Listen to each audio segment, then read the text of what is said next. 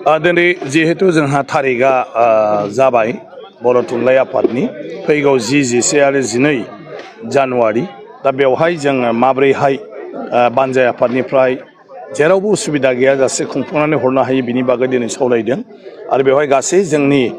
जि दालाय आफादफोर दङ बे दालाय आफादफोरनिफ्राय बिसोर थामथिम मा खालामखो बिनि रिपर्ट लानाय जाहैबाय आरो जोंनि बर' थुनलाइ आफादनि मानाव गेदेर लेङाइ आफादगिरि प्रसान्त बर' आरो जोंहा नीलकान्त माने गाहाय नेहाथारि मानाव गेदेर बिथां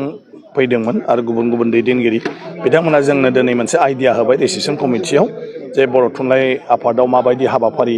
लानो नागिरदों आरो बे हाबाफारियाव माबायदि आलासिफोर लेंहरनो नागिरदों जेराव जों थानाय जानाय बेफोरनि राहाखौ खालामनांगौ दा दिनै बेफोरखौ मोजाङै फोरमायबाय दा जापाननि जोंनि स्कलार केरिय' मानाव गेदेर बिथांखौ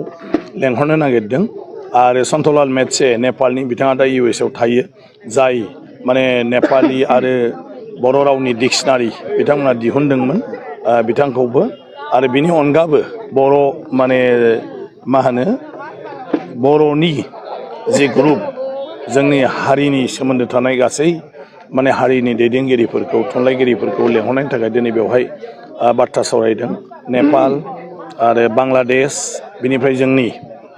भारतनिनो सिङाव थानाय जोंहा वेस्ट बेंगल जोंहा मेघालय नागालेण्ड अरुणाचल आरो बिदिनो गुबुन गुबुन रायजोनिफ्रायबो बेवहाय थान्दैफोरल' नङा ओरैनो माने बेवहाय आलासि हिसाबैबो नायबिजिरनो हिसाबैबो जोङो दिनै माने लेंहरनायनि बाथ्राखौ दिनै थांखि लादों आरो बे मथे जों माब्रैहाय बिसोरखौ बेवहाय मोजाङै मोजां माने रिसिपसन खालामनानै जाहो लोंहो थाहो जों बोरै दैथायहरनो आरो बिथांमोननो जों मा दिन्थिनो बेफोरखौ जों दिनै सावरायजोबदों आरो साननैसोनि उनावनो गासैबो खामानिफ्रा आरम्भ जासिगोन जोंहा डिसेम्बरनि 11 अक्ट'खालि बेवहाय माने खुन्था गायसननायनि माने हाबाफारि माने जों थि खालामदों आरो बेखालि जोंनि मानाव गेदेर बिटिआरनि चिफ प्रमद बर' बिथांखौनो दिनैनि जि आफाद बे आफादाव दिनै थांखि लादों जे बिथांनि आखाइजों गायसननो थाखाय दा बिथांखौ हांख्रायलाय हरसिगोन आरो बिथाङा जोंनो माने बेखौ होनाय लोगो लोगो खनसेगाव होनाय लोगो लोगो बेखालिनो जोंनि थुनलाइ आफादनि खामानि मावनाया जागायजेनसिगोन। जथुम्मानि सिगां जिहेतु एक्जिबिसननि समखौ आवगायना लादों बे जाफुंगोन माने जों नुयो जे गुबुन गुबुन जथुम्माफ्राव जे एक्जिबिसन खालामनाय जायो बेफोरो सानथाम जथुम्मायाव गिबि सानखालि बिसोर सहैनानै माने थफ्ला खेवनायावनो दिना थाङो आरो सानसे आबुं मोनो आरो जोबथारनाय खालि गेवलां मेल जे खालि जायो ओइदिनबो गेवलां मेलनि थाखाय दिन्थिफुंजोबनो हाया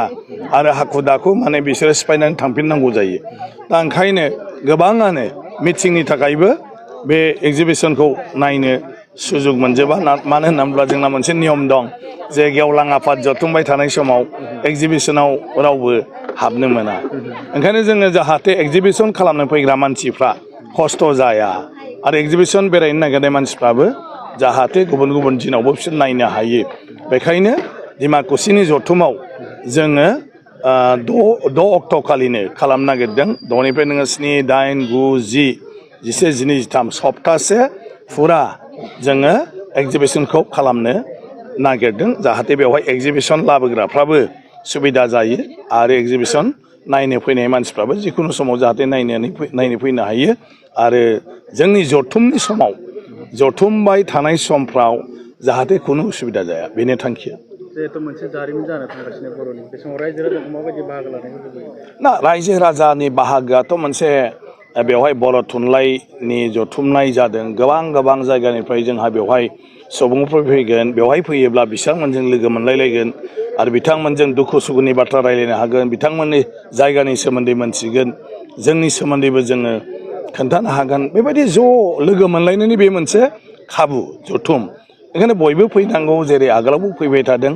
बेवहाय गासिबो जोंनि हारिमु मोसानाय मुसुरनाय बेफोर जाबाय थागोन बे जथुमाव जिहेतु बेयो जोंनि हारिमु बर' थुनलाइ आफादनि जथुमानो जाहैबाय बर' हारिनि